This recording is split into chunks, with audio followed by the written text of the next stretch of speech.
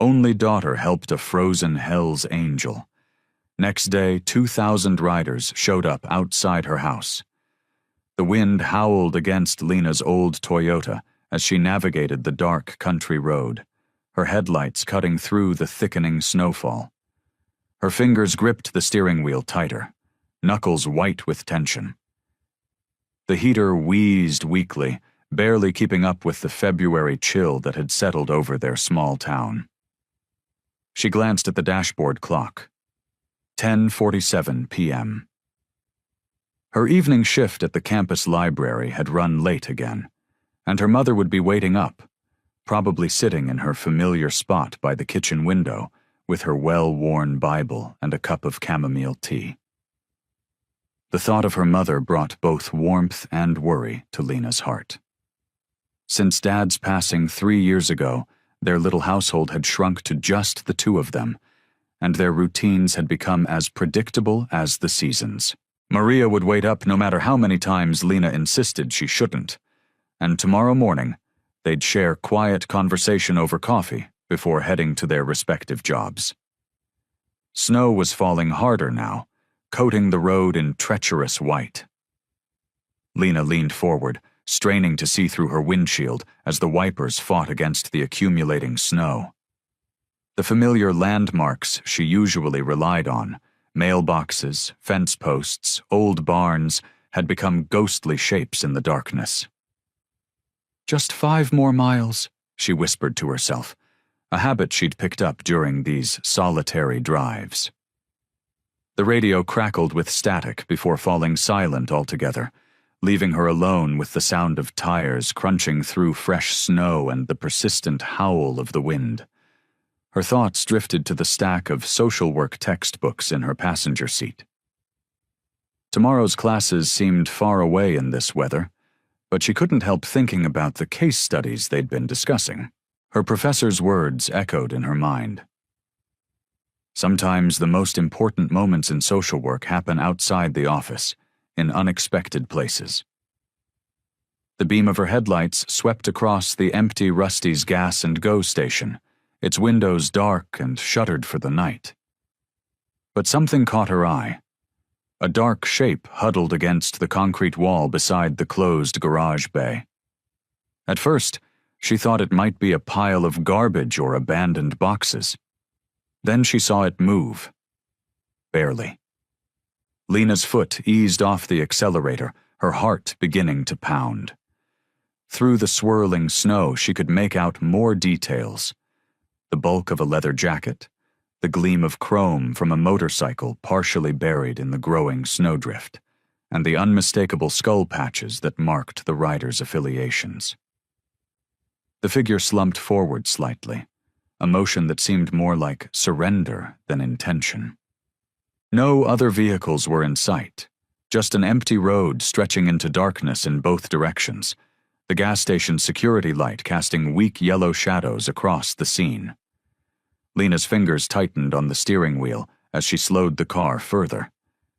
The biker wasn't moving much now, and what little movement she could see seemed uncoordinated. Even from here, she could tell something was terribly wrong.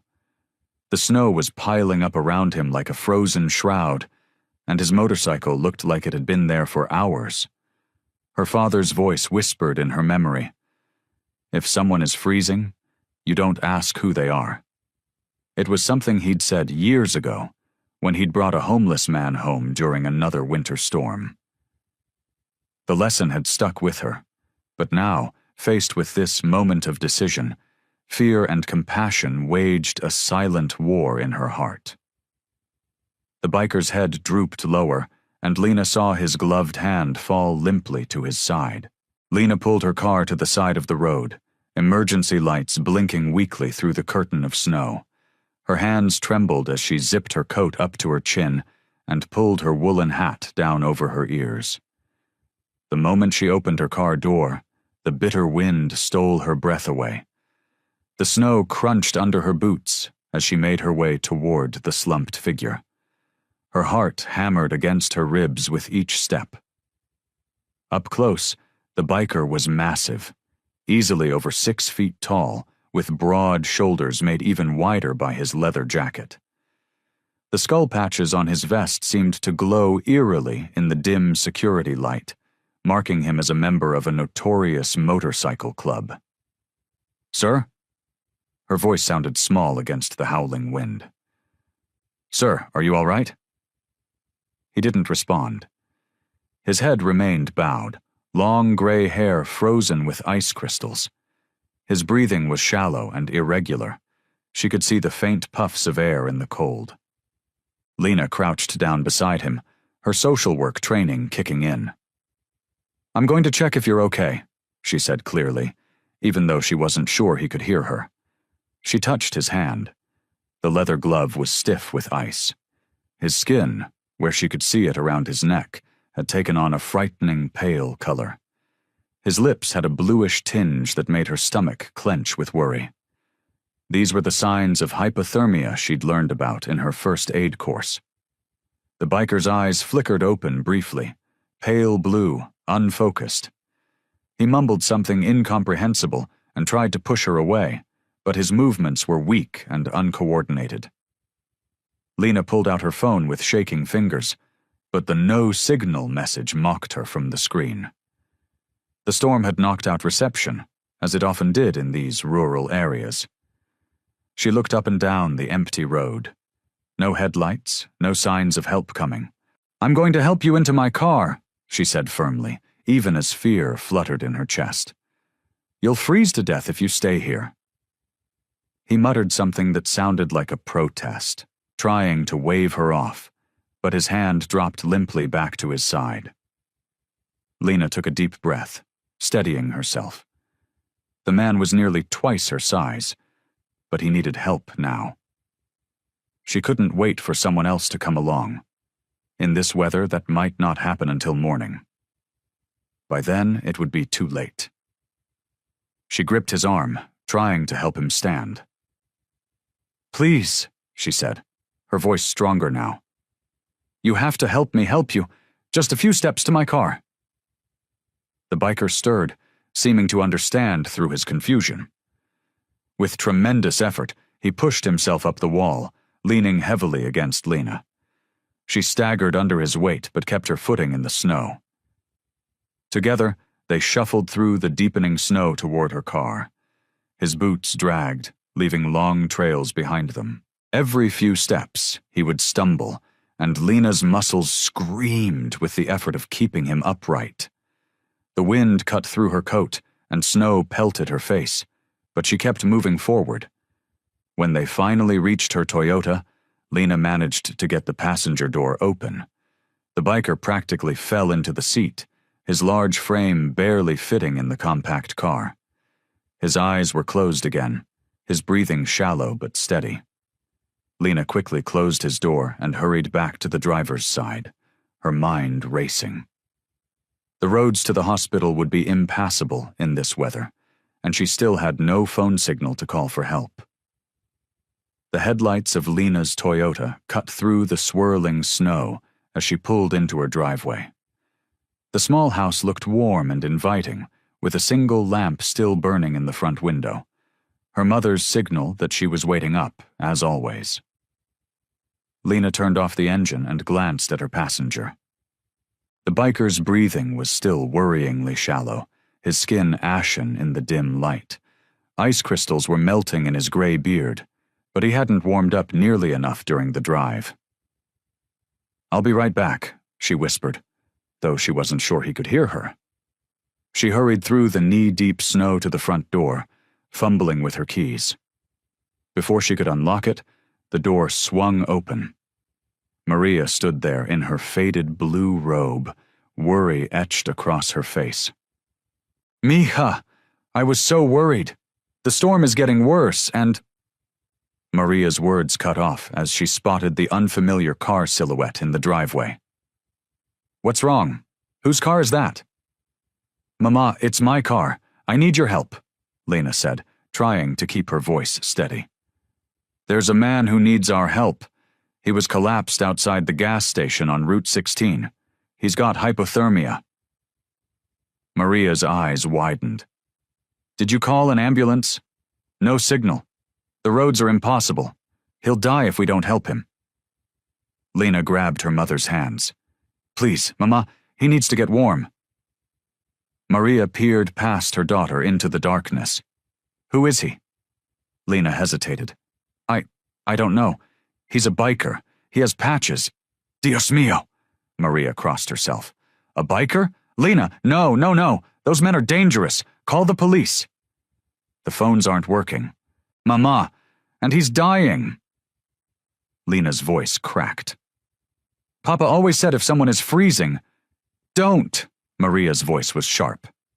Don't use your father's words to...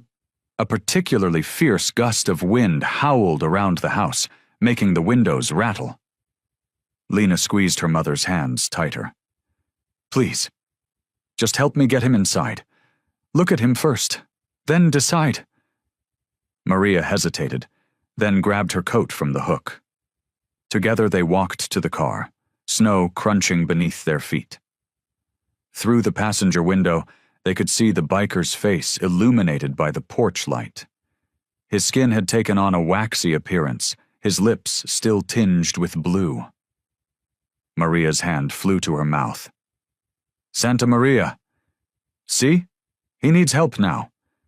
Lena opened the passenger door, letting in a blast of cold air. The biker didn't stir. Maria stood frozen for a moment, her breath visible in small clouds. Lena recognized the internal struggle on her mother's face, the battle between fear and compassion. Finally, Maria's shoulders dropped slightly. Your father would never forgive me if I turned away someone dying in a storm, she said quietly. Then, more firmly, Bien, we'll bring him in. But I'm keeping my phone ready to call 911 the moment signals come back. Together they managed to half-carry, half-drag the large man through the snow and up the porch steps. He was barely conscious, mumbling incoherently as they guided him through the door. The warm air of the house hit them as they entered, and for the first time, Lena felt her own fingers and toes beginning to ache as they thawed. Maria quickly closed and locked the door behind them, shutting out the howling wind and swirling snow. Maria hurried to gather blankets while Lena helped the biker to their worn leather couch. His leather jacket was stiff with ice, and his gloved hands shook uncontrollably. The wind rattled the windows as snow continued to build up outside. We need to get him out of these frozen clothes, Lena said, reaching for his jacket. The biker weakly tried to push her hands away. Don't. His voice was barely a whisper. Sir, you have hypothermia. Please, let us help you. Lena kept her voice gentle but firm. She could feel her mother watching anxiously from the doorway. Maria appeared with a stack of blankets and her late husband's old clothes. Here, she said, setting them down carefully. Lena, go heat up some soup while I help him change. Lena hesitated, but her mother's expression had softened from fear to determination. In the kitchen, she could hear Maria speaking softly in Spanish, prayers mixed with gentle instructions as she helped the stranger out of his frozen clothes. The kitchen was warm and familiar as Lena heated a pot of her mother's homemade chicken soup. Steam rose from the pot, fogging the window above the sink. Through the glass, she could see the snow falling harder than ever. When she returned with a bowl of soup, the biker was wrapped in blankets, wearing her father's old flannel shirt and sweatpants. His own clothes lay in a wet heap by the door. He still hadn't removed his gloves. Can you hold the spoon? Lena asked, offering him the bowl. His hands shook too badly. Without a word, she sat beside him and began feeding him small spoonfuls of the hot soup. Maria watched from her armchair, rosary beads clicking softly between her fingers. Gradually, color returned to his face. His violent shivering subsided to occasional tremors. The house creaked and moaned in the wind, but inside it was warm and quiet, except for the gentle clink of spoon against bowl. Thank you. His voice was rough but clearer now. He pulled the blankets tighter around his shoulders. "You're welcome," Lena said. "What's your name?" He shook his head slightly, eyes fixed on the floor. "Better you don't know." Maria's fingers tightened on her rosary, but she remained silent. "Are you sure there's no one we can call for you?" Lena tried again. "Once the phones are working?" "No." The word was final, brooking no argument. Lena noticed his gloves again, old leather, cracked and worn. "Would you like to take those off now? They must be uncomfortable." His hands clenched. "No." The silence stretched between them, broken only by the howling wind. The biker's shoulders were tense beneath the blankets, his posture making it clear he wouldn't answer any more questions. Lena got up quietly and took the empty soup bowl to the kitchen. When she returned, her mother had moved closer to the stranger, offering him a mug of hot tea. He accepted it with a slight nod, his gloved hands now steady enough to hold it. The three of them sat in the warm living room as the storm raged outside, each lost in their own thoughts. The biker sipped his tea slowly, his face hidden beneath his gray beard, and the shadows cast by the table lamp. Whatever his story was, whatever had brought him to that gas station on this bitter night, he clearly meant to keep it to himself. The grandfather clock in the hallway ticked softly, marking each moment of the long night. Lena sat curled in her father's old armchair, a worn paperback novel open but unread in her lap. Near the electric heater, the biker slept deeply on their couch, his chest rising and falling beneath the pile of blankets. His beard twitched occasionally as he dreamed. Maria hadn't gone to bed either. She kept her vigil in the kitchen, the quiet whisper of her prayers mixing with the storm's diminishing fury outside. The rosary beads slipped through her fingers one by one, a familiar comfort in this strange night. Lena watched her mother through the doorway. The kitchen light cast Maria's shadow long across the linoleum floor. There was something both fragile and strong in her posture. Head bowed, shoulders straight, faith carrying her through her fears. The heater hummed steadily. Its warm glow fell across the biker's weathered face, softening the hard lines around his mouth. In sleep, he looked less threatening, more human. His leather jacket hung nearby, the skull patches barely visible in the dim light. Lena's eyes grew heavy. She fought to stay awake, but the quiet and warmth worked against her. The book slipped from her fingers. Her head nodded forward. A car passed outside, its headlights sweeping across the walls. Lena jerked awake, disoriented. The clock showed 3 a.m. Her mother had dozed off at the kitchen table, the rosary still wrapped around her fingers. The biker was still there, still sleeping. Lena pulled her sweater tighter and settled back in the chair. Just a few more hours until dawn. She would stay awake. She would keep watch. But exhaustion won out. Despite her best intentions, sleep crept in again, deeper this time. When Lena next opened her eyes, pale gray light was seeping through the windows. The storm had passed.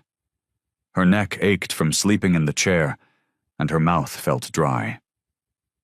Something was different. The room felt emptier. The couch was empty. The blankets were folded neatly, her father's borrowed clothes stacked on top. The biker's frozen clothes were gone from their spot by the door. Lena sat up straight, fully awake now. Her mother still slept in the kitchen, undisturbed. The house was completely silent except for the ticking clock. On the coffee table, something caught her eye. The biker's old leather gloves lay there, carefully placed. They looked small and lonely in the dawn light. Beside them, scratched into the wood with what must have been a key, were 2 simple words. "Thank you." Lena reached out and touched one of the gloves. The leather was soft from years of wear, cracked and weathered like its owner's face had been. She lifted it, feeling its weight, wondering at the story behind why he'd left them. In the kitchen, Maria stirred. Lena heard her mother's sharp intake of breath as she realized the biker was gone. Their eyes met across the room, Maria's worried, Lena's reassuring. Outside, fresh snow blanketed everything in pristine white. There were no footprints leading away from their door, no sign of which direction the biker had taken. He had vanished as quietly as the storm, leaving only his gloves as proof he had ever been there at all. Sunlight streamed through the kitchen windows, making the fresh snow outside sparkle like diamonds. Lena sat at the table, warming her hands around a mug of coffee while Maria busied herself making tortillas for breakfast. The familiar pat-pat-pat of dough being shaped helped calm their nerves after the strange night. "I still think we should call the police," Maria said, not looking up from her work. "Just to be safe, to let them know what happened." Lena took a careful sip of coffee. "What would we tell them, Mama? That we helped someone who was freezing to death? That we let a stranger into our home, a man with those patches?" Maria's hands stilled on the dough. "What if he comes back? What if others like him come looking? He left on his own, and he was grateful." Lena gestured toward the gloves still sitting on the coffee table in the living room. "Look how neatly he folded everything. He even thanked us." Maria wiped flour from her hands and sat down across from her daughter. "Mi amor, I know your heart is like your father's, always wanting to help, but the world isn't always kind to people who show kindness." "Papa would have stopped," Lena said quietly. "You know he would have." "Your father," Maria's voice caught. She reached across the table and squeezed Lena's hand. "Yes, he would have. But he also knew the risks of helping strangers. Remember how many times he came home with an empty wallet because someone had a sad story? And remember how many times those same people came back later to repay him, sometimes with interest?" Lena smiled at the memory. "He always said trust given freely usually comes back doubled." The kitchen fell quiet, except for the gentle hum of the refrigerator. Outside, a plow truck rumbled past, clearing the street. The normal rhythm of the day was returning, making last night feel almost dreamlike. "I should at least look at those gloves before throwing them away," Maria said finally, standing up. "Make sure there's nothing dangerous in them." "Mama, we're not throwing them away." Lena got up and went to retrieve the gloves herself. "He left them as a gift. That means something." She brought them back to the kitchen table, setting them carefully beside her coffee cup. In the morning light, she could see details she'd missed before. The careful stitching where they'd been repaired multiple times, the way the fingers were worn smooth from use. Lena picked up the right glove, turning it over in her hands. Something crinkled inside the cuff. Curious, she reached in and pulled out a small piece of paper, yellowed with age. No, not paper, plastic. A hospital bracelet, the kind they put on patients. The text was faded almost to illegibility, but she could make out a date from nearly 20 years ago, and what might have been a woman's name. The bracelet had been folded and refolded so many times that the creases were permanent, like someone had carried it for years. "What is it?" Maria asked, leaning closer. Lena handled the bracelet carefully, feeling its fragility, sensing that she held something deeply personal. I think this was important to him, something he kept close." She looked at the gloves with new eyes, understanding they weren't just a hasty thank you gift left behind by a stranger. They were something more, something valuable enough to carry memories in. Maria touched the bracelet gently with one finger, her expression softening. "Perhaps," she said slowly, "we should keep these safe, in case he wants to come back for them." The kitchen grew warmer as the morning sun climbed higher, melting icy patches on the windows into rivulets that cast wobbling shadows across the floor. Lena carefully tucked the hospital bracelet back into the glove's cuff, lost in thought about its mysterious owner. Maria had just set a plate of fresh tortillas on the table when they heard it. A low rumble in the distance, like far-off thunder. But the sky outside was crystal clear, painted in winter blue. "Do you hear that?" Lena asked, straightening in her chair. Maria paused, dishcloth in hand, and nodded. "Maybe it's the snowplows coming through again?" But the sound was different, deeper, more rhythmic.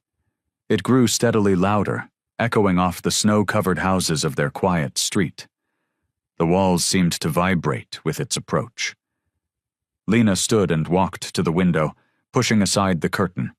Her coffee cup rattled against its saucer, and the spoons in the drawer began to chatter. "Dios mío," Maria whispered, coming up beside her. "What is that noise?" The rumble became a roar, and then they saw them, motorcycles, appearing first as dark spots at the end of their street. Not just a few, but dozens. No, hundreds. They came in perfect formation, filling the plowed road from curb to curb. The house shook with the collective thunder of their engines. Through the window, Lena could see neighbors emerging onto their porches, faces drawn with concern and confusion. Some pulled their children inside. Others reached for their phones. "Lena," Maria's voice quivered as she grabbed her daughter's arm. "Call the police, now." But Lena stood transfixed. The riders were pulling up in front of their house, arranging themselves with military precision. They spread out along the street in both directions, far beyond where she could see.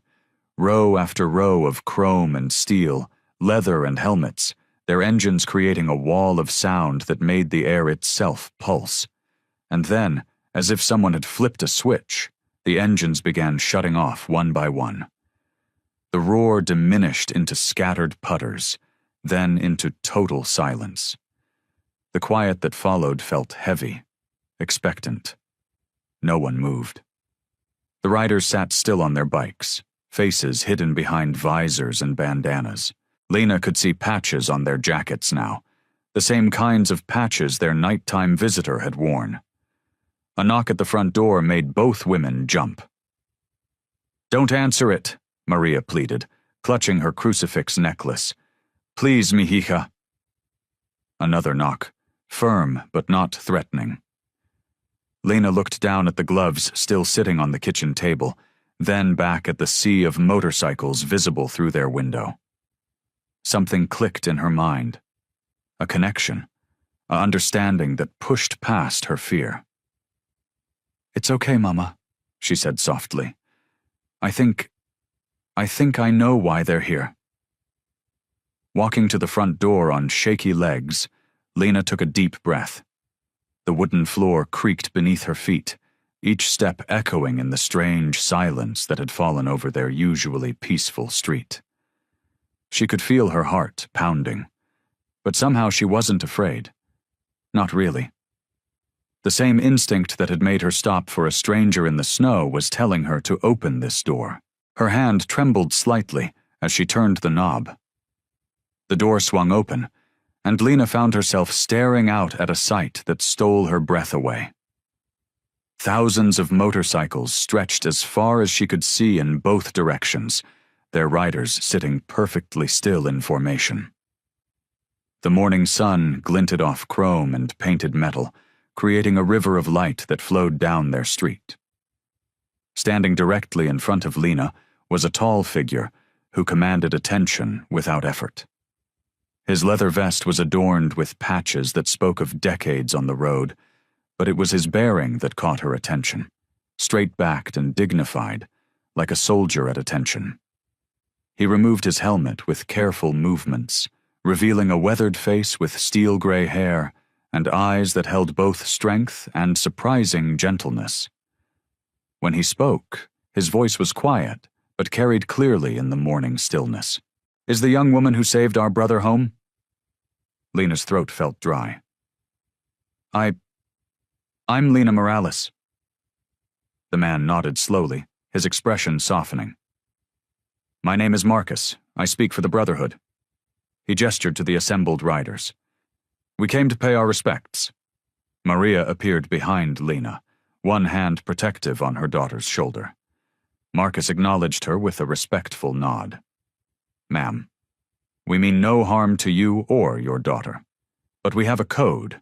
When someone shows pure kindness to one of our own, especially saving a life, we acknowledge it. Properly." Another rider approached, carrying something in his arms. As he got closer, Lena could see it was a stack of firewood, neatly split and dried. Others began dismounting, each carrying different items, bags of groceries, envelopes, tools.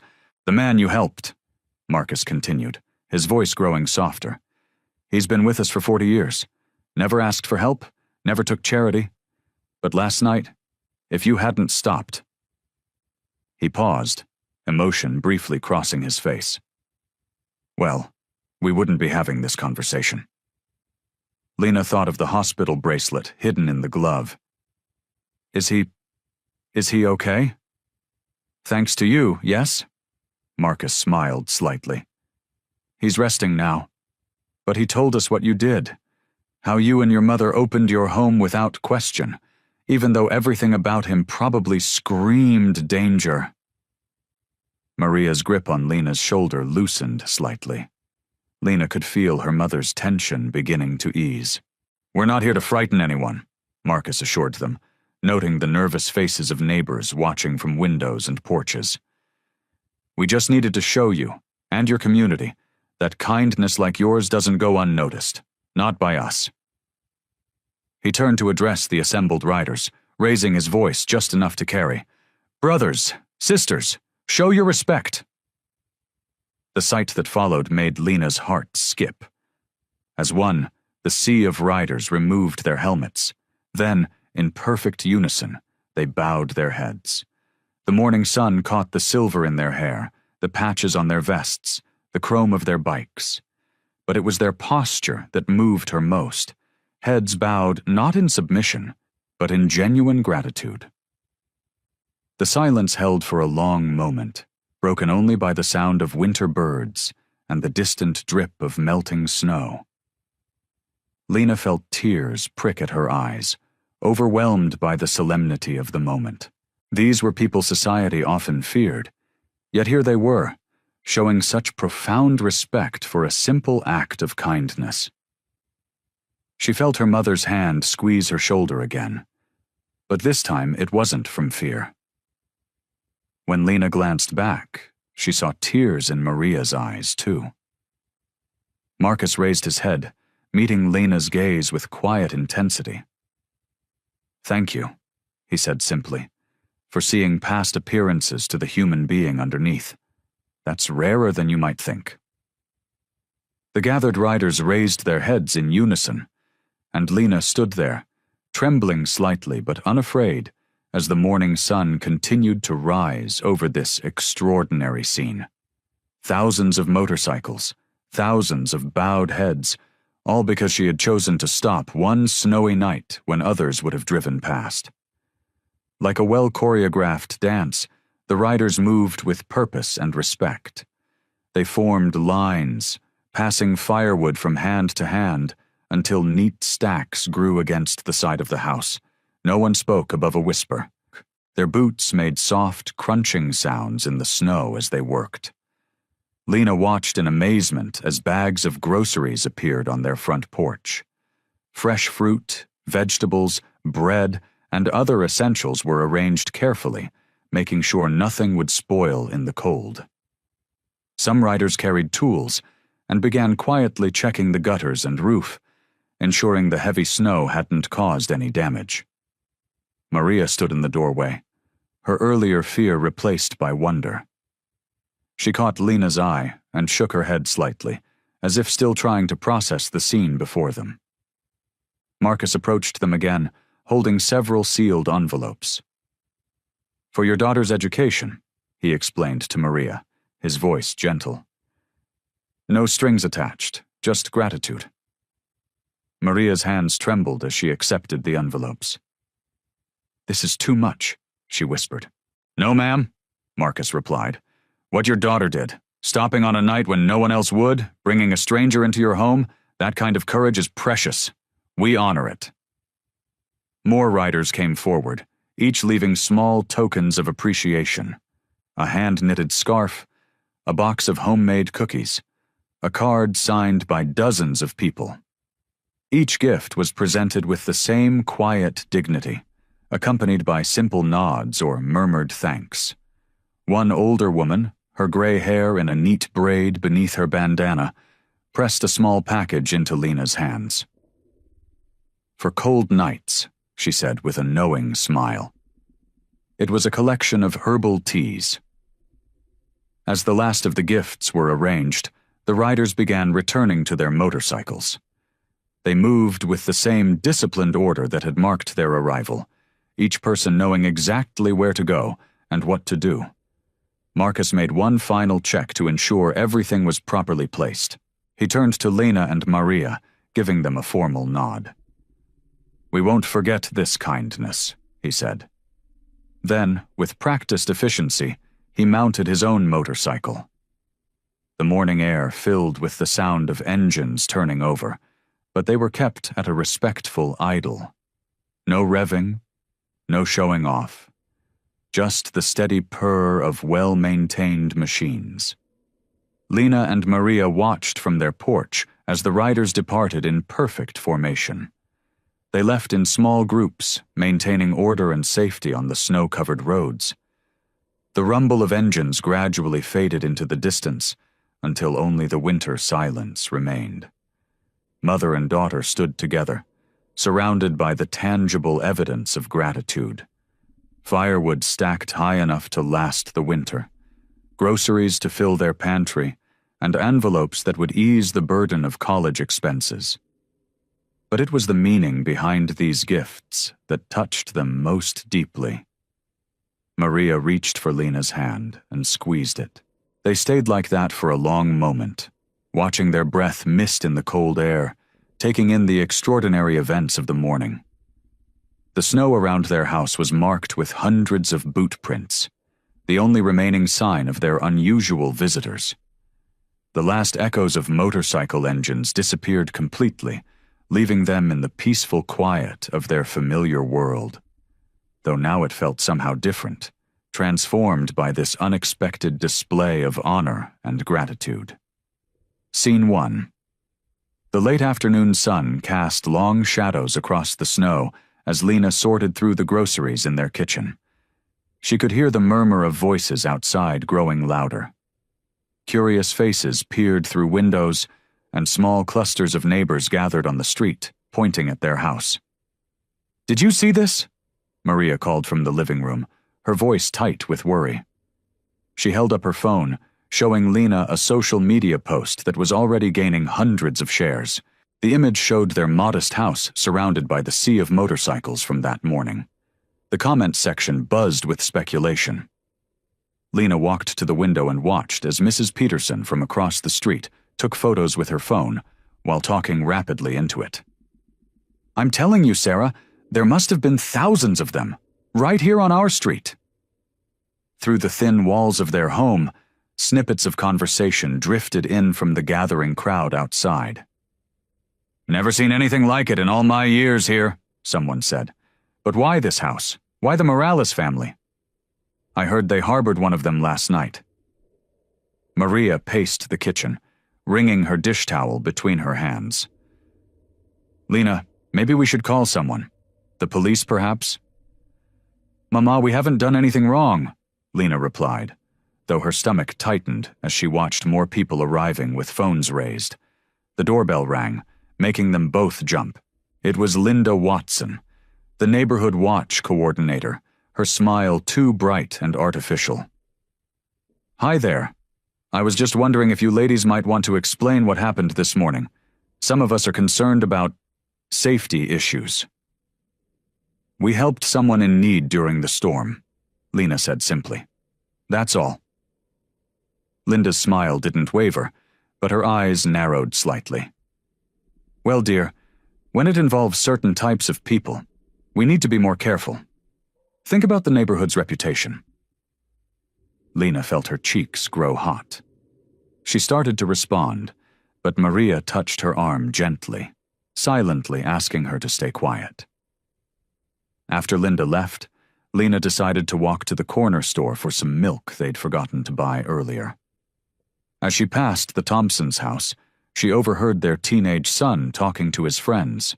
"My mom says they're probably involved with drugs or something. Why else would all those bikers show up?" "I heard they're part of some gang now," another boy added. "My dad says we should avoid that house." Lena's steps faltered, but she kept walking, her father's words echoing in her mind. Kindness needs no defense. When she returned home, she found Maria sitting at the kitchen table, staring at a letter that had been pushed through their mail slot. It was from the Homeowners Association, requesting an urgent meeting to discuss recent events. "I knew this would happen," Maria said softly, her fingers tracing the envelope's edge. "When you bring attention like this." She trailed off, looking around their small home as if memorizing it. "Your father always said to do what's right, but he never had to deal with social media and viral videos." Through their kitchen window, they could still see people driving by slowly, phones raised to capture pictures of their house. Some didn't even try to be subtle about it. "They're afraid," Lena said, putting away the milk. "They don't understand." "No, Mijita, they don't," Maria agreed, her voice heavy with worry. "But not understanding can be dangerous. People get nervous, they call authorities, they make trouble." She reached for her rosary beads, a habit she'd developed in times of stress. Sometimes kindness comes with a price. A code of honor. The sun had just dipped below the horizon when two motorcycles pulled up quietly in front of the house. Unlike the rumbling parade from that morning, these riders cut their engines immediately, approaching the front door with measured steps. Lena watched through the window as they removed their helmets. One was an older woman with silver hair pulled back in a neat braid, the other a tall man with kind eyes that seemed out of place against his weathered face and leather vest. Maria tensed when Lena moved to answer their knock, but this time she didn't try to stop her daughter. "Good evening," the woman said softly. "I'm Sarah, and this is Mike. We wanted to explain what happened this morning, if you'll let us." Lena nodded, stepping aside to let them in. In the living room's warm light, their intimidating appearance softened. Sarah's eyes crinkled at the corners when she smiled, and Mike's huge hands were gentle as he declined a coffee with careful politeness. "The man you helped last night," Sarah began, "is Thomas Mason. He's been with the Brotherhood for 40 years, though he rarely speaks of his past." Mike leaned forward, his voice low and steady. "In our world, there's a code older than any of us. When someone shows true kindness, the kind that asks nothing and risks everything, we acknowledge it. Publicly." "But why so many riders?" Maria asked from her corner of the room, her hands still clutched around her rosary. Sarah's expression grew tender. "Because Tommy is loved.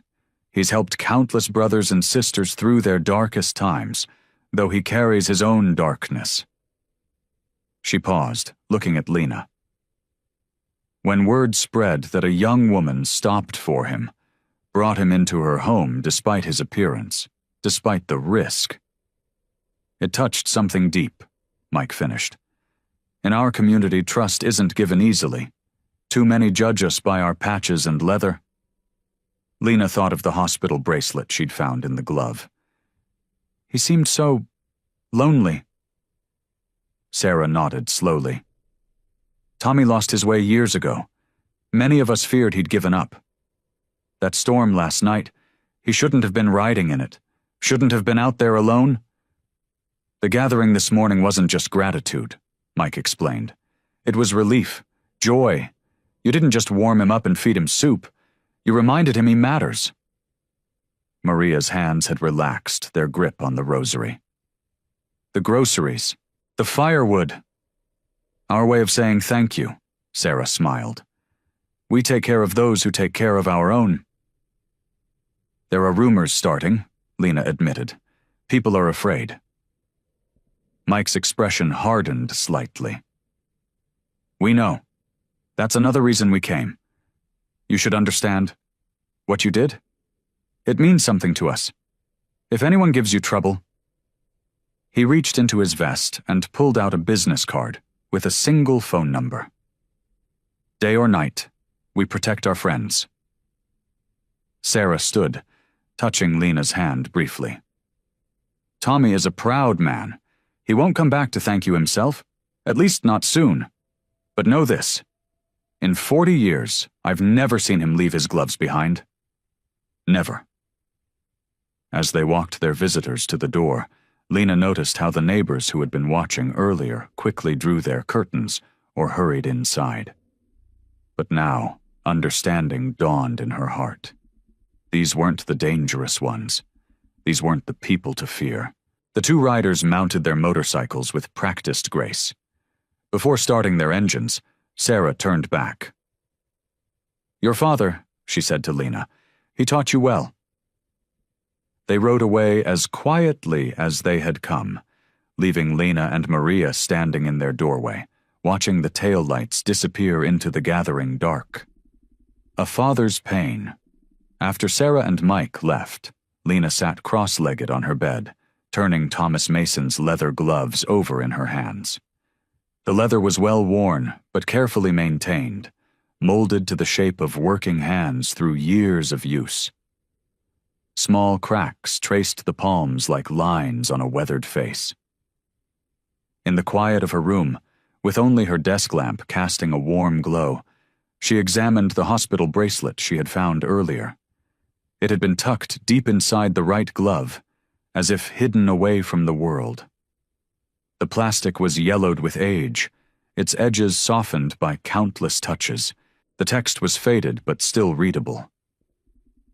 Mason, Angela, D.O.B., May 14, 1982. Admit, September 23, 2003. Lena's fingers traced the letters carefully. She remembered how Thomas had never removed his gloves while in their house, even when Maria had offered him hot soup. How his hands had trembled slightly, not just from the cold, when he'd held the bowl. She went to her laptop and opened a browser window. For a moment, her fingers hovered over the keyboard. It felt like prying into something private, something sacred. But the weight of the gloves beside her computer seemed to give her permission. The search results appeared quickly. Angela Mason, 21, killed in hit-and-run accident. The article was dated September 25, 2003. 2 days after the hospital admission date on the bracelet. Lena's throat tightened as she read.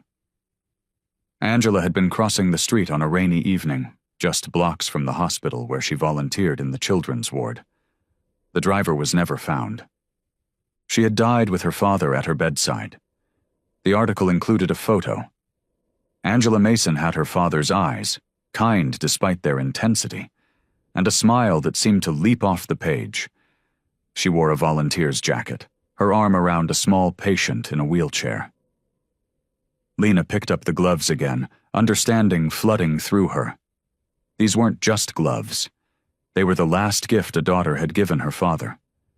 The leather still protected his hands, but more importantly, they held a piece of her memory. She thought of Thomas collapsed in the snow. Had he been ready to let go? Had he been seeking an end to his pain in that bitter storm? The revelation settled over her like a heavy blanket. She hadn't just saved a stranger's life. She had preserved a father's last connection to his child. Tears welled in her eyes as she carefully folded the hospital bracelet and returned it to its hiding place in the glove. This was why the Brotherhood had come in such numbers. This was why Sarah had said Thomas never left his gloves behind. The weight of it all, Thomas's loss, the Brotherhood's gratitude, the sacred trust now in her hands, pressed against her heart. In the soft lamplight, Lena held the gloves close, feeling the decades of love and grief worn into their leather. She thought of her own father, gone too soon, and how he would have stopped for Thomas, too. Some pain ran too deep for words, but kindness could still reach it. Sometimes that was enough. Scene 1. A single engine's sound. The afternoon sun struggled through winter clouds as Lena washed dishes at the kitchen sink. Steam rose from the warm water, fogging the window that looked out over their snow-covered backyard. Maria sat at the kitchen table, sorting through bills and paperwork from the previous day's unexpected gifts. A distant rumble caught Lena's attention. Different from the snowplows that had been clearing streets all morning, this sound was familiar in a new way. The deep thunder of a single motorcycle engine. "Mama," Lena called softly, drying her hands on a dish towel. "Listen." Maria looked up from her papers, tension crossing her face. The sound grew closer, then stopped in front of their house. Lena moved to the living room window and pulled back the curtain just enough to see. A lone motorcycle stood in their cleared driveway, its black paint gleaming despite the gray day. The rider, still straddling the bike, removed his helmet slowly. Even from this distance, Lena recognized Thomas Mason's weathered face and silver hair. He sat there for a long moment, hands resting on the handlebars, looking at their modest house as if gathering courage. He wore different gloves now, plain black ones that seemed wrong on his hands. "It's him," Lena said, turning to her mother who had come to stand beside her. "The man from the storm." Maria's hand found Lena's shoulder, squeezing gently. Does he look angry?" "No, Mama. He looks tired. Sad, maybe." They watched as Thomas finally switched off his engine and dismounted. His movements were careful, deliberate, like someone carrying a heavy weight. He adjusted his leather jacket, clean and pressed now, not frozen and snow-covered, and walked toward their front door. Lena moved to answer it before he could knock, but Maria caught her arm. "Wait," she whispered. "Let him make the first move." The knock, when it came, was gentle. 3 soft taps that barely carried through the wood. Lena opened the door, Maria close behind her. Thomas stood on their porch, hat in his hands, looking more vulnerable than a man his size should be able to appear. His eyes moved between them, carrying both gratitude and apology. "Miss Morales," he said, his voice rough but quiet. "Mrs. Morales, I hope I'm not intruding." "You're not," Lena assured him quickly. The cold air swirled around them through the open door. He shifted his weight, glancing at the motorcycle behind him before continuing. "I came to properly thank you both, and to explain some things that need explaining." He paused, choosing his words carefully. "If you'd be willing to hear me out." Maria stepped forward, surprising Lena by speaking first. "Would you like to come inside, Mr. Mason," he supplied. "Thomas Mason. And yes, ma'am, if you'd allow it. What I need to say, it's better said sitting down. Private-like." The same hint of fear Lena had seen in her mother's eyes 2 nights ago flickered briefly, but Maria squared her shoulders and opened the door wider. "Please, come in from the cold, Mr. Mason." Thomas dipped his head in thanks, carefully wiping his boots on the welcome mat before stepping inside. The worn leather of his jacket creaked softly as he moved, and Lena caught the faint scent of motorcycle oil and winter air. "Could we sit and talk?" he asked, his voice carrying a weight that spoke of more than simple conversation. "There are things you both should know." Chapter 13. The Return Scene. 2. The Gift of the Gloves. They settled around the kitchen table, where just days ago they had served soup to a frozen stranger. Now Thomas Mason sat before them, his weathered hands wrapped around a mug of coffee Maria had insisted on making. Steam curled up between them like invisible bridges. Her name was Sarah, he began, his voice carrying the weight of long-buried grief. She was 22, just like you. He nodded toward Lena. Smart as a whip and twice as kind, working her way through nursing school. Maria's hand found Lena's under the table, squeezing gently. The kitchen clock ticked softly in the background, marking time as Thomas gathered his thoughts. It was December, like now. She was heading home from a late shift at the hospital. His fingers tightened around the mug. Roads were clear that night, but someone ran a red light. Didn't even slow down, just left her there. Lena felt her throat tighten. The hospital bracelet she'd found in the gloves suddenly made terrible sense. By the time they got her to emergency, it was too late. Thomas's voice roughened. I was out on a run with the club. Didn't even know until I got back and saw all the missed calls. My girl was already gone. Maria crossed herself quietly, murmuring a soft prayer. Thomas acknowledged it with a small nod. Those gloves, he continued, looking directly at Lena. Sarah bought them for me that Christmas. She'd been saving up, working extra shifts, said her daddy deserved something special, something to keep me warm on winter rides. He smiled, but it was full of shadows. Never even got to give them to me herself. They were wrapped up in her apartment with a card she'd already signed. The kitchen seemed to grow smaller, more intimate, as if the walls themselves were leaning in to listen. Outside, a gust of wind rattled the windows. I wore them every winter since, Thomas said. Couldn't bear to replace them, even when they started wearing thin. They were all I had left of her, really. Her last gift to me. Mr. Mason?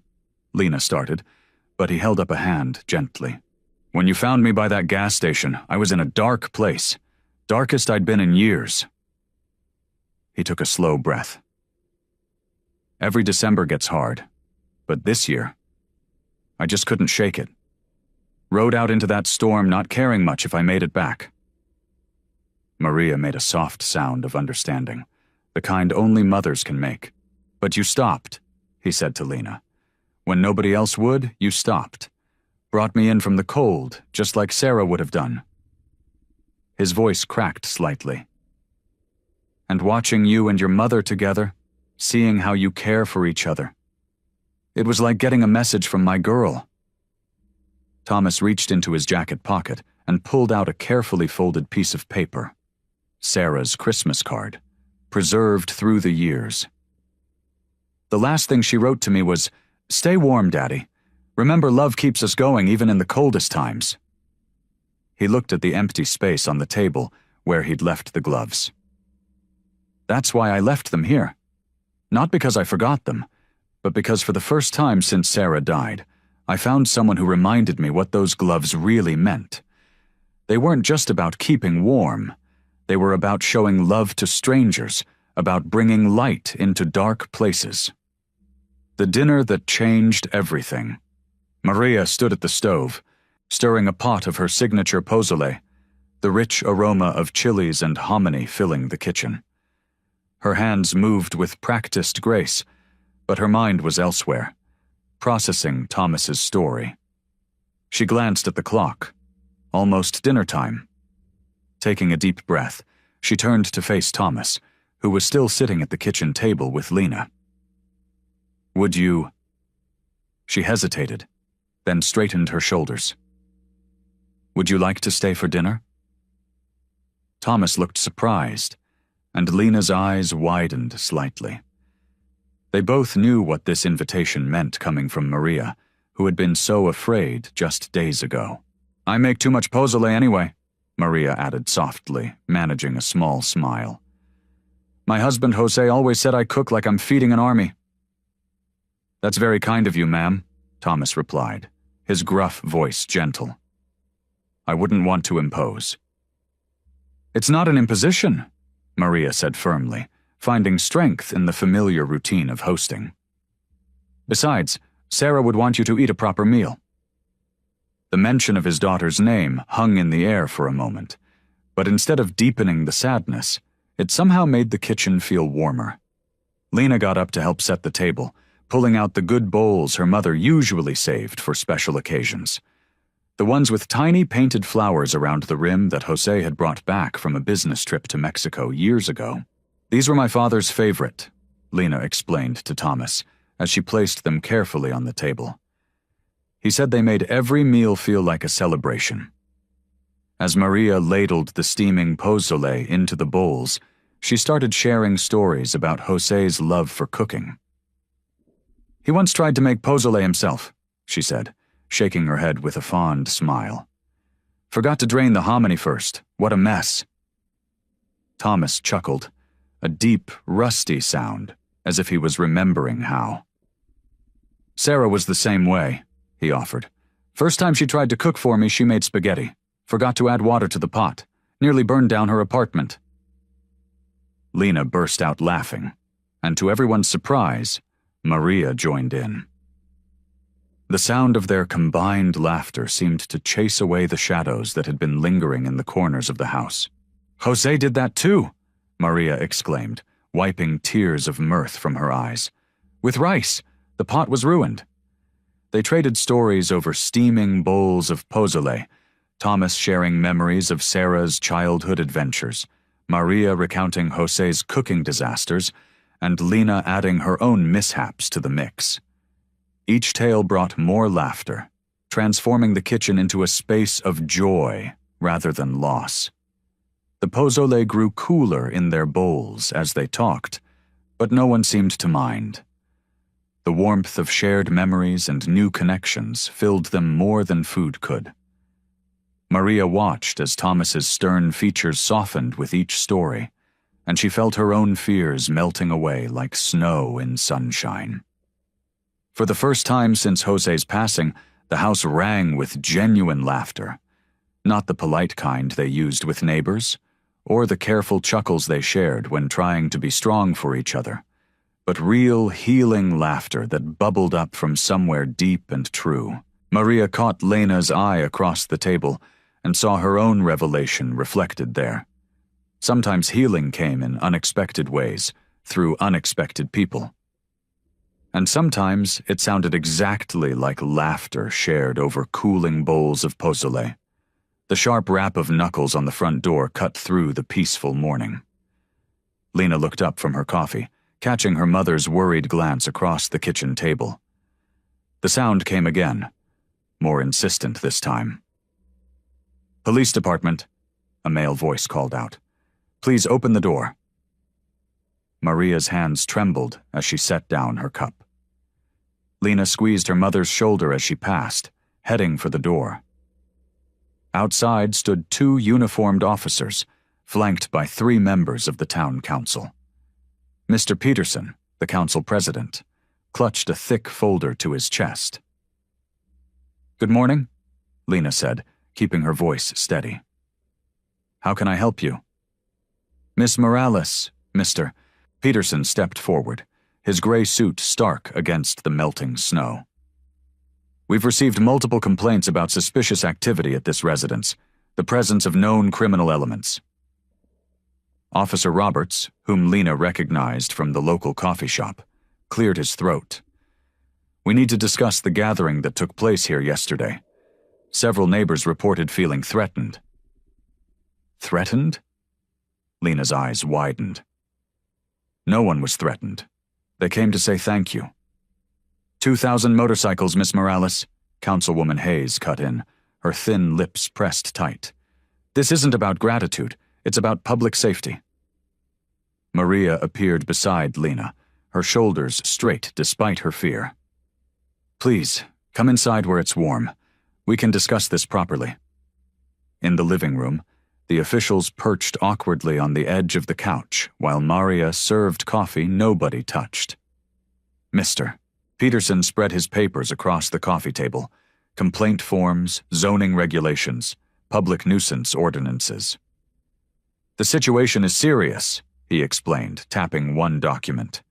Gathering permits, noise violations, potential gang activity. They weren't being noisy, Lena protested. They were respectful.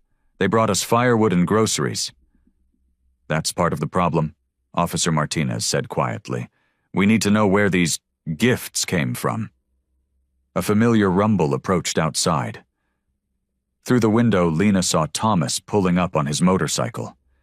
The officials tensed as he dismounted, his leather vest catching the morning light. Thomas knocked once before Mariah opened the door. He took in the scene with one glance, his weathered face giving nothing away. Is this a bad time? He asked. Actually, sir, we'd like to ask you some questions, Officer Roberts said, standing. Thomas nodded slowly. I understand. But first, he reached into his vest pocket, causing both officers to stiffen, but he only pulled out a small envelope. The receipt for the groceries, and the business card for our Veterans Outreach Program. Thought you might want them for your records. Mr. Peterson blinked at the documents, his rehearsed speech forgotten. Councilwoman Hayes peered at the receipt from a local supermarket, her frown deepening. I should go, Thomas said quietly to Lena and Maria. Thank you again for everything. He turned to the officials. You've got good people here, the kind who help first and ask questions later. This town should be proud of that. Before anyone could respond, he was gone, the soft purr of his motorcycle fading into the distance. The silence he left behind felt heavy with unfinished business. Lena watched the officials exchange glances, shuffling their papers. She could read the uncertainty in their faces, but also the determination. This wasn't over. Not by a long shot. Chapter 17. The Cost of Compassion. Lena slid into her usual seat in Psychology 101, trying to ignore the whispers and sidelong glances from her classmates. Her phone buzzed again. Another notification from a local community Facebook group, where someone had shared photos of the bikers outside her house. Did you really let a Hell's Angel stay in your house? Jessica, her lab partner, whispered as Professor Martinez began writing on the whiteboard. He was freezing to death, Lena replied quietly, pulling out her notebook. My dad says they're all criminals, Jessica said, scooting her chair slightly away, like actual murderers and stuff. Lena's chest tightened, but she focused on taking notes. The professor's voice faded into background noise as her phone kept lighting up with notifications. During a break between classes, she finally looked at the community page. Gang activity in peaceful neighborhood. Who's protecting our children from these thugs? Time to clean up our streets. Comments piled up beneath the posts, each one more hostile than the last. Some people defended her, but their voices were drowned out by the angry majority. Someone had even posted her class schedule, suggesting others keep an eye on her. In the campus coffee shop, a group of students moved to a different table when she sat down. The barista, who usually chatted with her about classes, barely made eye contact while handing over her drink. Her phone rang. Maria. Mama? What's wrong? The bank called. Maria's voice trembled. Someone reported suspicious deposits. They're questioning the envelopes the writers left. Lena's coffee turned bitter in her mouth. But it's just gift money. We didn't do anything wrong. The Homeowners Association sent a letter too. They're claiming we violated community guidelines by running an unauthorized gathering. Maria paused. And someone spray-painted gang lovers on our garage door. Lena's hands shook as she gathered her books. I'm coming home. No, Mijita, stay in class. I already cleaned it off. Maria's voice softened. But Lena, maybe we should think about moving. Moving? But this is our home. Papa built that garage himself. I know, mi amor. But your father would want you safe. These people, they're not just going to forget. Maria took a shaky breath. I saw a nice house for sale near your aunt in Vermont. Far from all this. Mama, we can't let them chase us away. What we did was right. Sometimes being right isn't enough. Maria's voice cracked. I can't watch them destroy your future. The college might even— Don't say that, Lena interrupted, but fear crept into her throat. She'd worked so hard for her scholarship. Just think about it, Maria pleaded.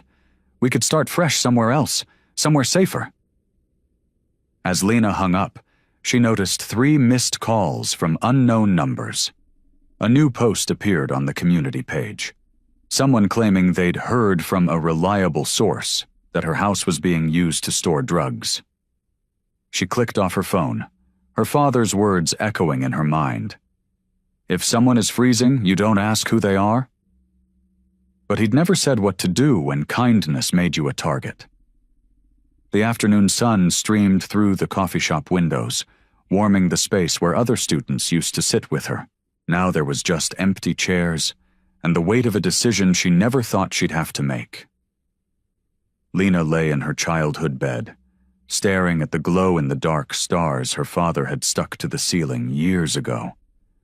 Their dim green light hadn't changed, but everything else had. The same window she used to watch for shooting stars now made her wonder if someone was watching back. Her phone sat silent on the nightstand. She'd finally turned off notifications after dinner. The quiet should have been peaceful, but instead it felt heavy, like the calm before a storm. Down the hall, she could hear Maria's soft footsteps as she made her final check of the doors and windows, a new ritual born of fear. Rolling onto her side, Lena's gaze fell on the leather gloves resting on her desk. In the shadows, they looked ordinary, just worn leather shaped by years of use. But they carried so much more now, gratitude, loss, and consequences she never imagined. Did I make things worse? She whispered to the empty room. The question had been gnawing at her all day. Her simple act of kindness had rippled outward, touching not just the biker and his community, but her mother, their neighbors, even strangers on the internet. She thought about Jessica scooting away in class, about the spray paint on the garage, about Maria searching for houses in Vermont. Each memory felt like a small cut, stinging with doubt. Maybe her mother was right. Maybe being kind wasn't enough if it put everyone she loved at risk. The wind picked up outside, rattling the branches against her window. It sounded different from that stormy night, but it brought back the image of the biker collapsed in the snow. If she had driven past him like everyone else, he might have died there, alone in the cold. Would that have been better? Safer? Lena pulled her blanket tighter, remembering how the biker's eyes had lit up when he talked about his daughter, how laughter had finally broken through his grief at their dinner table. She thought about Maria's face softening as she served him seconds, the way her mother's hands had stopped shaking when she realized he was just a father who'd lost his child. But then there were the others, the angry comments, the suspicious glances, the threats barely hidden behind polite warnings. The weight of judgment pressed down on her chest, making it hard to breathe. She'd always believed kindness was simple. Someone needs help. You help them. Now it felt complicated, tangled up in fear and prejudice, and things she couldn't control. Rolling onto her back again, Lena reached up toward the plastic stars, remembering her father teaching her the constellations. Sometimes the right path isn't the easy one, he used to say. But had he meant this? Watching his wife consider leaving the house he'd worked so hard to make a home? The doubt crept in like the shadows in her room, questioning every decision, every moment that led to this point. Yet beneath it, something else remained steady.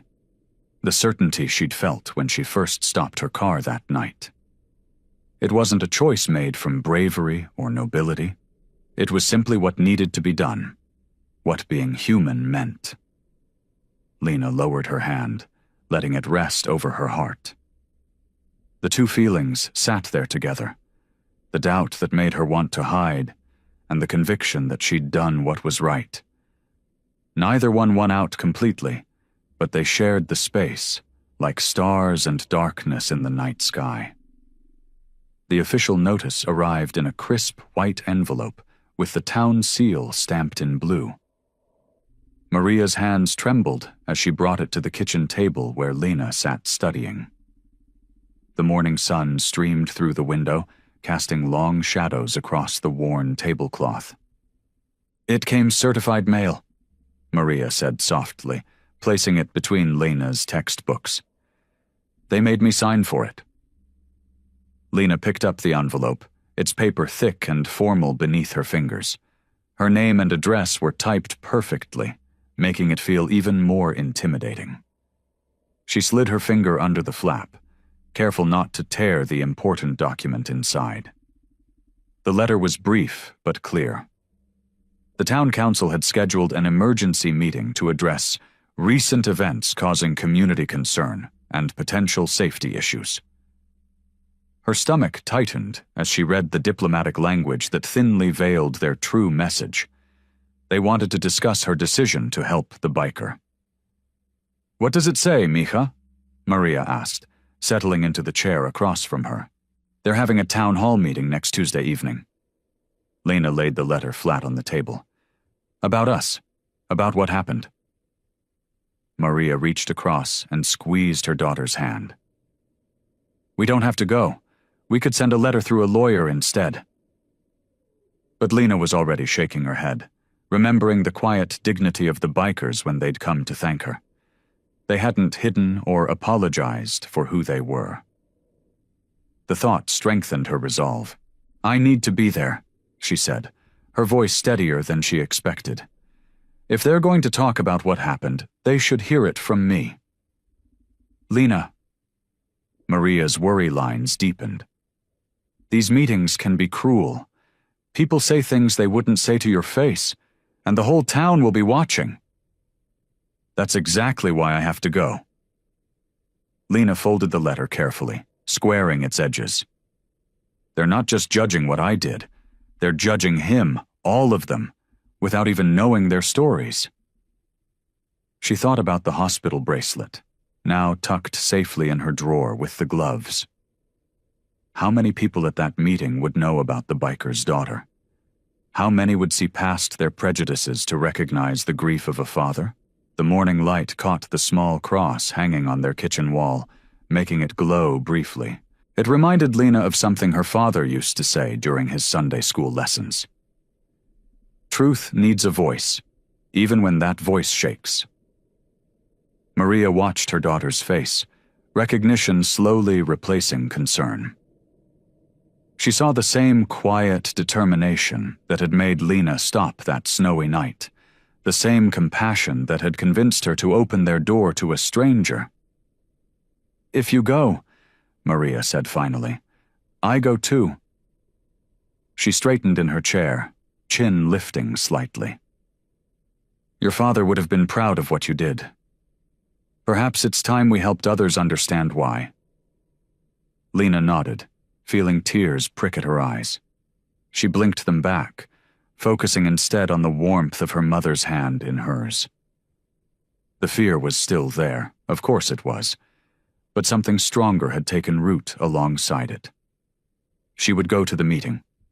She would face the stares and the whispers. And if necessary, she would stand up and explain why, on a freezing night, she had chosen kindness over caution.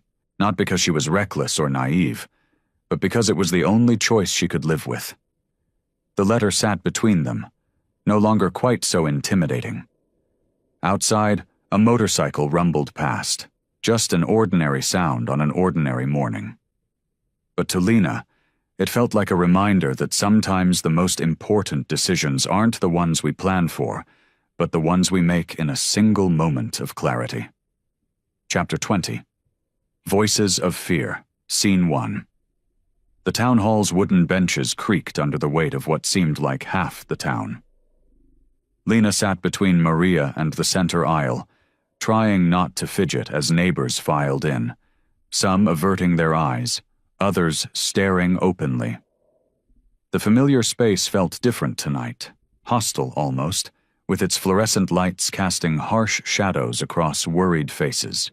Council Chairman Peterson called the meeting to order with 3 sharp raps of his gavel. His usual friendly smile was nowhere to be seen. "We're here tonight to address serious concerns about recent events that have put our community at risk." A murmur rippled through the crowd. Lena felt her mother's hand tighten around hers. 2,000 motorcycles! Mrs. Henderson from the bakery stood up without being called. Her voice shook with emotion. "My customers were afraid to come in that day. My grandson was terrified." "Order, please," Chairman Peterson said, but more voices joined in. "They could have been carrying weapons," called someone from the back. "What if they come back?" asked another. "My property values have already dropped." This from Mr. Roberts, the real estate agent who lived 3 doors down from Lena. The accusations flew faster now, each one striking like a physical blow. Lena watched people she'd known her whole life, teachers who'd praised her essays, neighbors who'd brought casseroles when her father died, transform into strangers twisted by fear. "It's not just about one night," said Linda Mason, rising slowly from her seat in the second row.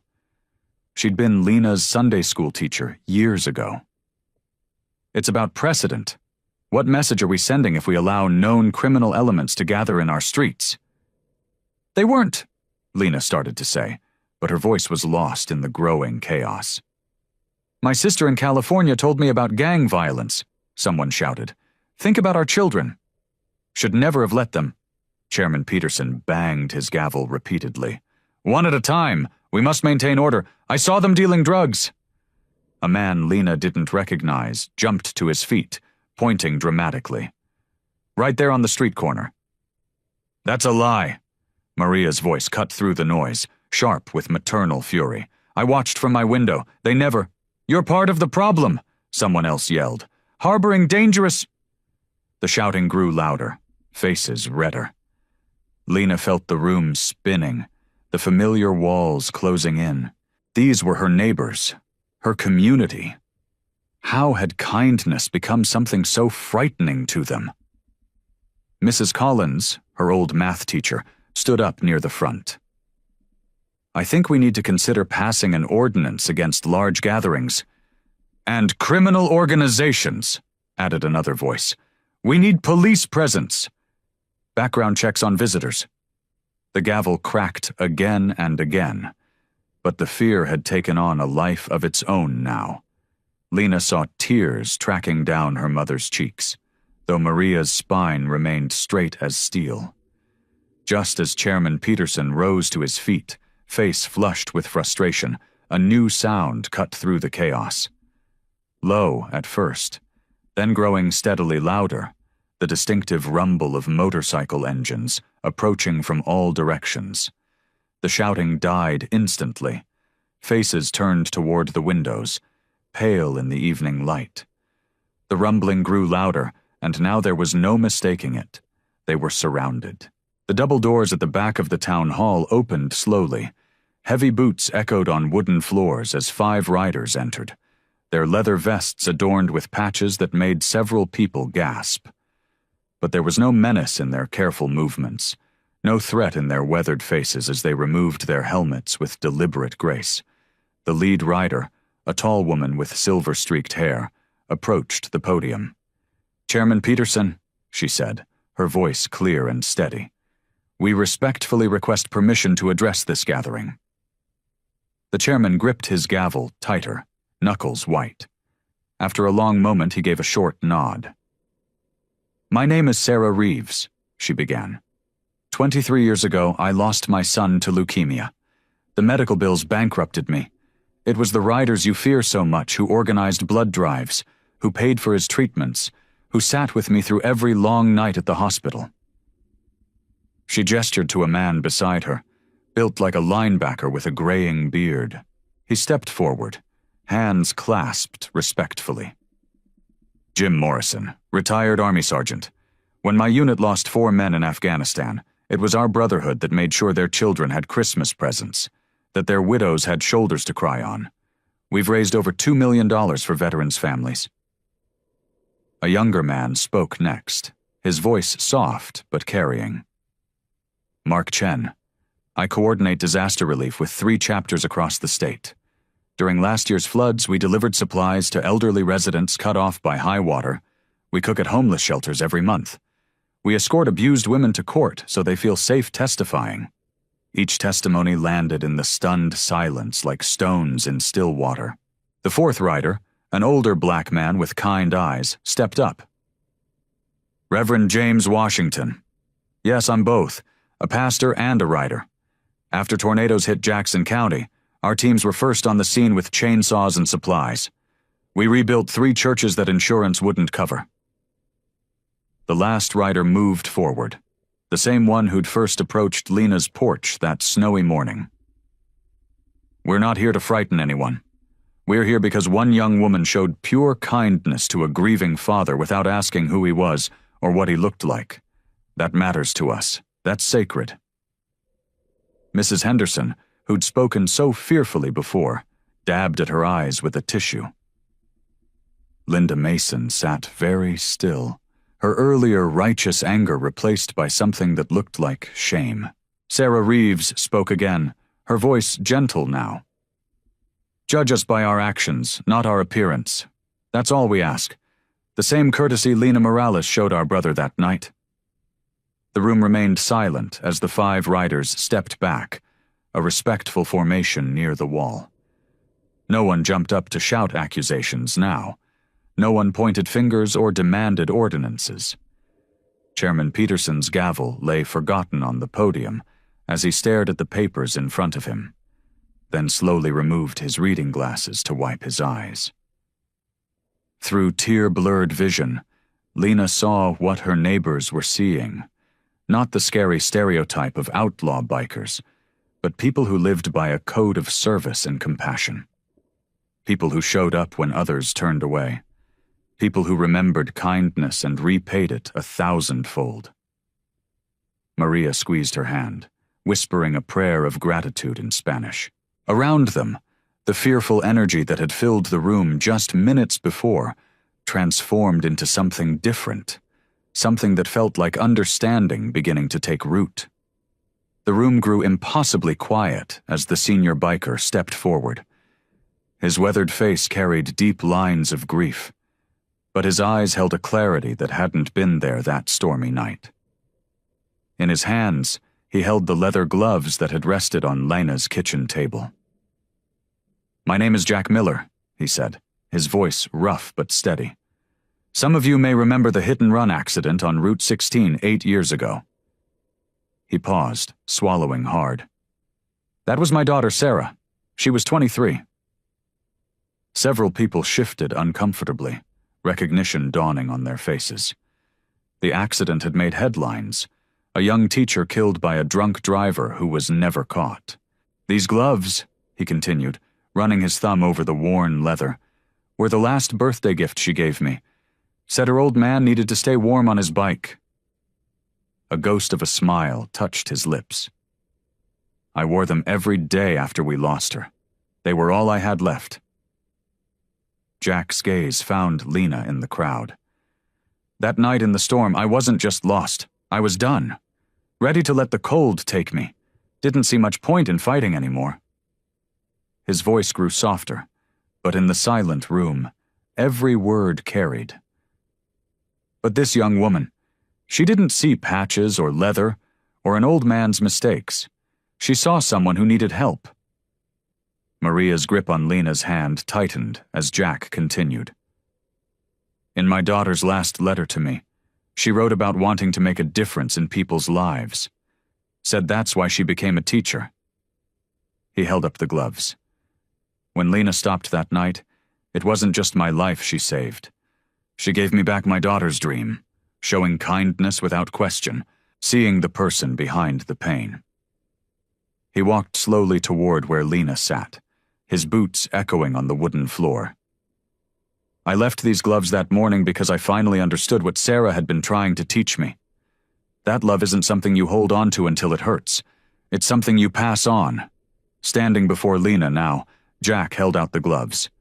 These belong with someone who understands that. Someone who reminds me so much of my Sarah. Not in looks, but in heart. Lena stood, tears streaming down her face.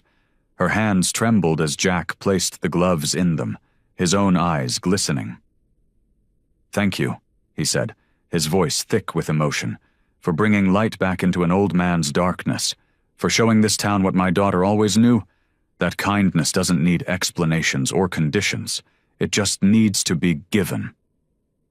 The silence in the room had transformed from tense to reverent. Chairman Peterson wiped his eyes openly now. Mrs.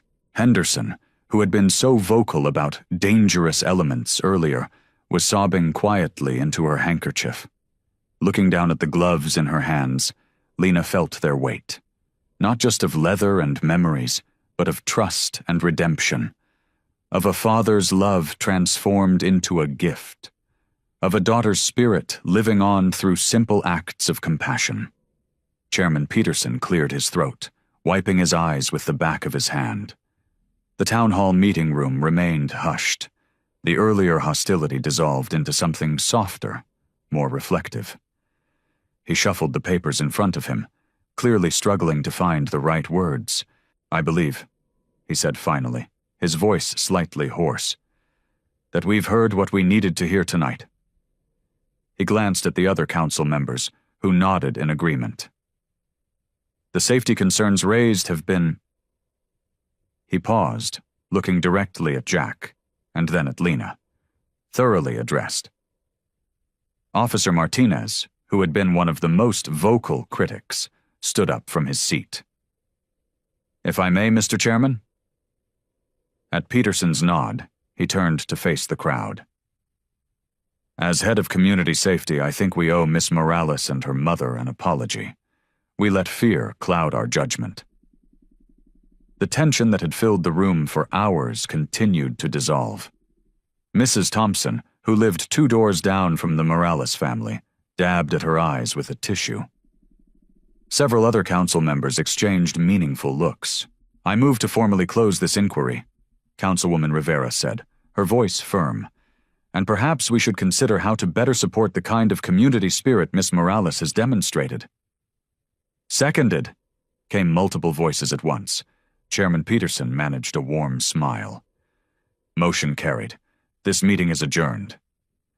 He tapped his gavel gently, the sound barely necessary in the quiet room. As people began to rise from their seats, Lena stood still, the leather gloves cradled in her hands. Maria touched her daughter's shoulder, pride replacing the worry that had lined her face for days. Mrs. Henderson approached first, her earlier accusations forgotten. "Lena, dear," she said, her voice trembling slightly, "I was wrong, so very wrong. Can you forgive an old woman for jumping to conclusions?" Before Lena could respond, Mr. Chen from the grocery store stepped forward. "My father always said you can judge a community by how it treats strangers," he said quietly. "You showed us all what that really means." One by one, neighbors who had whispered behind closed doors now came forward. Some offered quiet apologies, others simply squeezed her hand or nodded respectfully. Even teenage Tommy Parker, who had posted scared emojis on social media about the biker invasion, shuffled up with his mother. "That was pretty brave," he mumbled, looking at his shoes. "What you did that night." The bikers remained respectfully at the back of the room, watching as the community that had feared them now demonstrated its capacity for change. Jack stood among them, a subtle smile playing at the corners of his mouth as he watched understanding replace fear, connection replace division. Mrs. Rodriguez, Lena's former high school teacher, approached with tears in her eyes. "You always were my best student," she said softly. "Not because of grades, but because you understood what really matters." She turned to Maria. "You and your husband raised her well." Maria squeezed her daughter's hand, her voice thick with emotion. Her father would be so proud. The stream of neighbors continued, each interaction healing something that had been broken in the community's trust. Some brought up memories of times the bikers had helped during floods or fundraisers. Others admitted their own prejudices with newfound humility. Through it all, Lena stood steady, accepting each apology and acknowledgement, with the same quiet grace that had led her to stop on that snowy night. The gloves in her hands reminded her that sometimes the biggest changes start with the smallest choices. Choices made not because they're easy, but because they're right. The morning sun streamed through Lena's bedroom window, casting warm patterns on her desk where she sat studying. A week had passed since the town hall meeting, and the rhythm of daily life had gradually returned. She glanced at the leather gloves, now carefully placed beside her father's old photo on her bookshelf. The past few days had brought subtle but meaningful changes. Mrs. Thompson had started leaving fresh-baked bread on their porch. Mr. Chen now insisted on giving them extra produce from his grocery store, saying it would just go to waste anyway. Officer Martinez made a point of waving whenever he drove past their house on patrol. Lena traced her finger along the textbook page, but her mind wandered back to that snowy night. The memory felt different now, less about fear and more about certainty. She remembered how clear the choice had felt, despite every reason to drive past. "Mija," Maria called from downstairs. "Come help me with these boxes." In the kitchen, Maria was sorting through donations for the warming shelter she'd decided to start. Local businesses had begun dropping off blankets, coats, and supplies.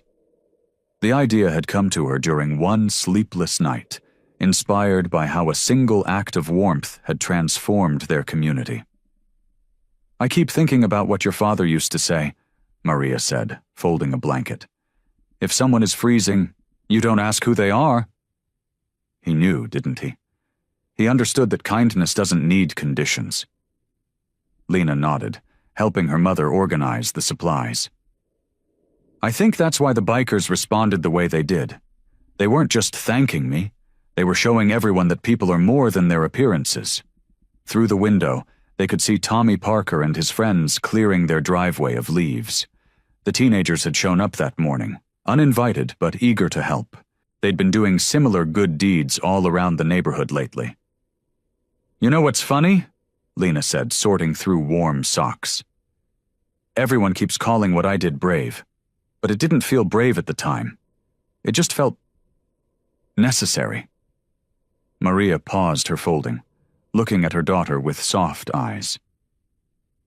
"That's exactly what makes it brave, mi amor. You saw what was necessary when others didn't want to look." The kitchen radio played quietly in the background as they worked, sunlight warming the room that had once been filled with such tension. Lena thought about Jack, about his daughter, about how grief and love could twist together into something that looked like darkness to those who didn't understand. "I've been thinking about changing my major," Lena said carefully. "Maybe social work instead of business. After everything that's happened." Maria smiled, unsurprised. "You want to help more people find their way home?" "Something like that," Lena agreed. "I always thought small kindnesses were just that, small. But now I see how they ripple outward, touching lives we never even know about." She picked up one of the donated coats, feeling its warmth. The simple act of stopping her car that night had changed not just Jack's life, but had transformed their entire community's understanding of itself. It had shown them that compassion wasn't naive. It was the bravest choice they could make. The autumn light slanted through the windows, catching dust motes in its beam. Outside, the sound of teenagers laughing mixed with the rustle of leaves. Inside, mother and daughter continued their work, preparing to keep others warm in the coming winter. Lena understood now that kindness wasn't just about the moment it was given. It was about all the moments that followed, all the lives it touched, all the changes it inspired. Like ripples in still water, reaching farther than the eye could see.